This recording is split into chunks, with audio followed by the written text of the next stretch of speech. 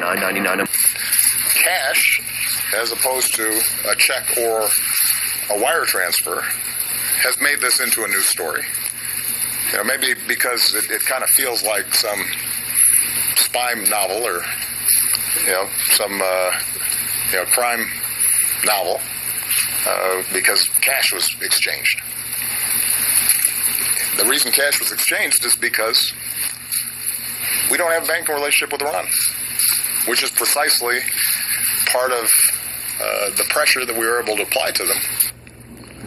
President Obama today. Let's talk more about what President Obama had to say, especially about that Iran deal, $400 million in cash. Today, after his National Security Council meeting at the Pentagon and the Defense Secretary's comments to me earlier. Syndicated columnist Charles Krauthammer is here tonight.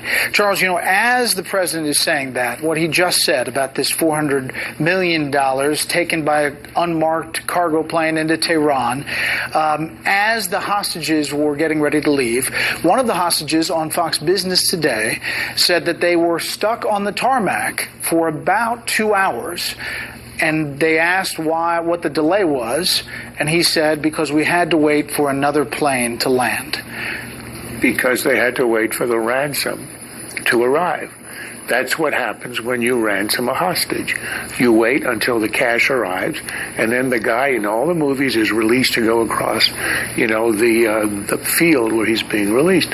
Look, for them to try to pretend this was anything other than a ransom is laughable, and I think it hurts their credibility.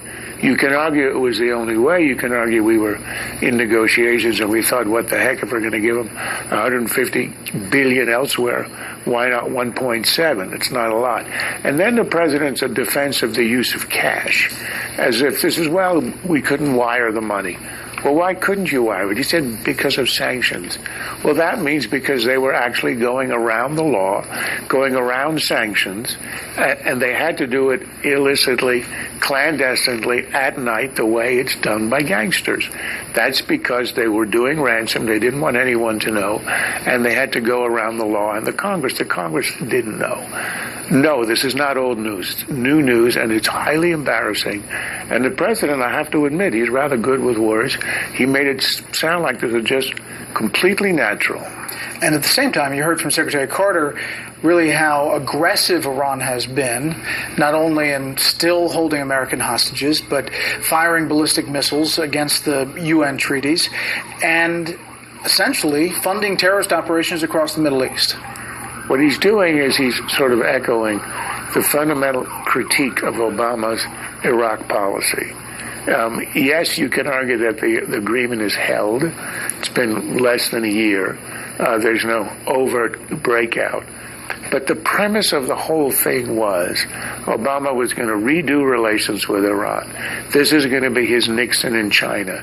He was going to engage. The moderates are going to take over. There are no moderates.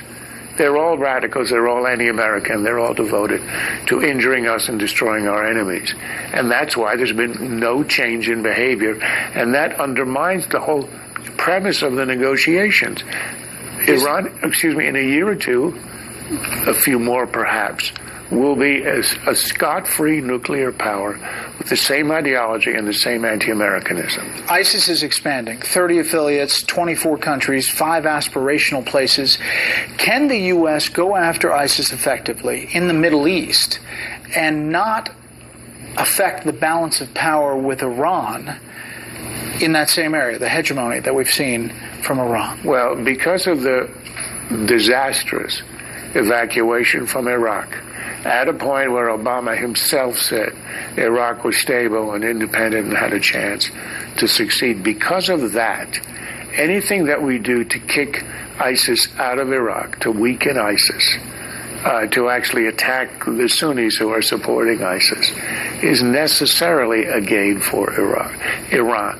Iran is now the dominant power in Iraq as a result of our withdrawal. That would not have happened had Obama not made this terrible decision in 2011.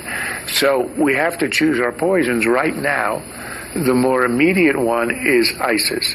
But the long-range consequences are, as you suggest, that Iran will become the dominant power even more than it is today, and will have undone everything that we did in Iraq in those terrible years where we actually won the war, ending with the surge. Charles, as always, thank you. Should scientists be allowed to grow a human organ inside an animal?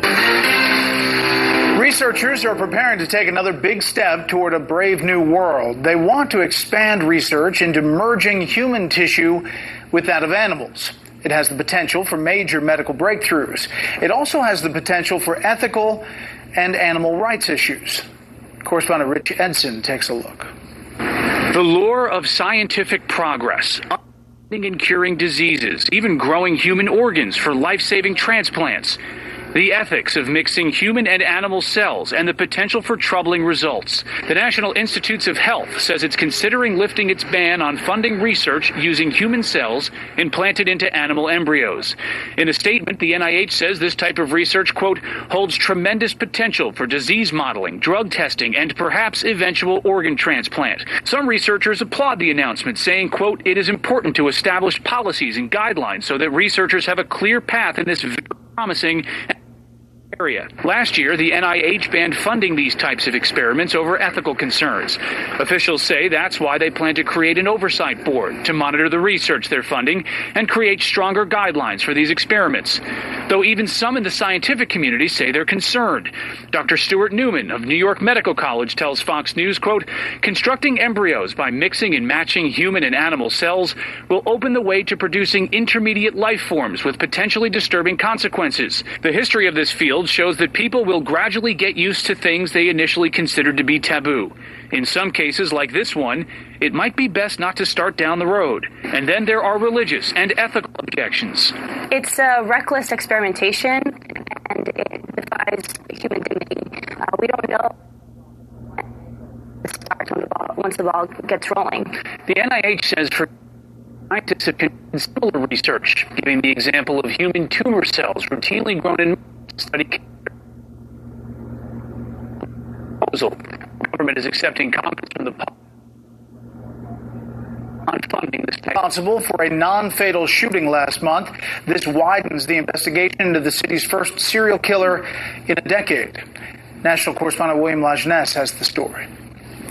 It's terrifying, actually. I don't let, even my dad, I don't even let him come out here at night. It's scary. A serial killer on the loose in Phoenix. 9 shootings, 7 fatalities, but no suspect. At this point, we believe there is one person responsible for these shootings. But again, we're going to keep an open mind. Police released this sketch of a lanky, light-skinned Hispanic or white male in his 20s, just under 6 feet. They believe he's driving a white Cadillac or Lincoln and a black 5 Series BMW. It doesn't make me comfortable, but it doesn't matter where you go.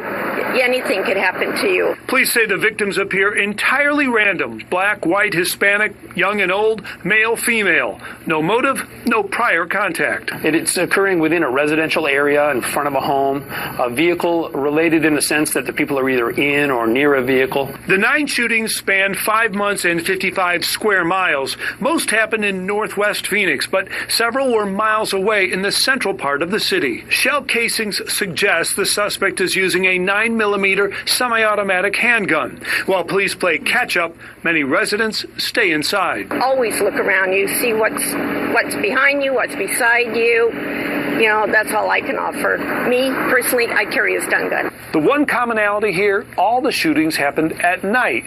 Police officials believe the suspect may lie low for a while because of the publicity, so they've increased the reward to $50,000. Brett? William, thank you.